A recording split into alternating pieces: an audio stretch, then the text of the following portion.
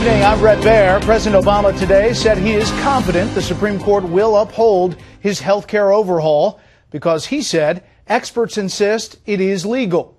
The president also went after conservatives today, suggesting he's ready for a fight over his signature achievement. Chief White House correspondent Ed Henry has the story.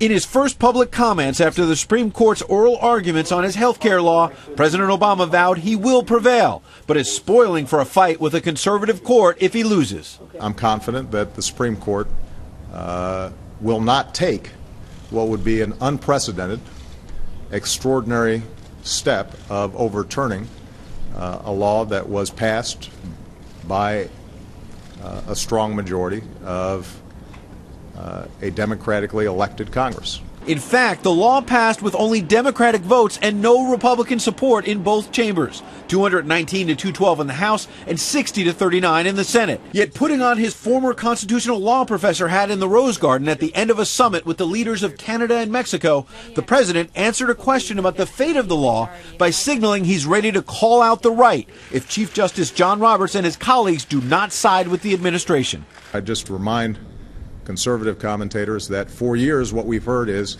the biggest problem on the bench was judicial activism or a lack of judicial restraint. An unelected group of people would somehow overturn a duly constituted and passed law. This president has clashed with this court before, taking the extraordinary step of using his State of the Union 2 years ago to call out justices in the audience over the Citizens United campaign finance decision. The Supreme Court reversed a century of law that I believe will open the floodgates for special interests.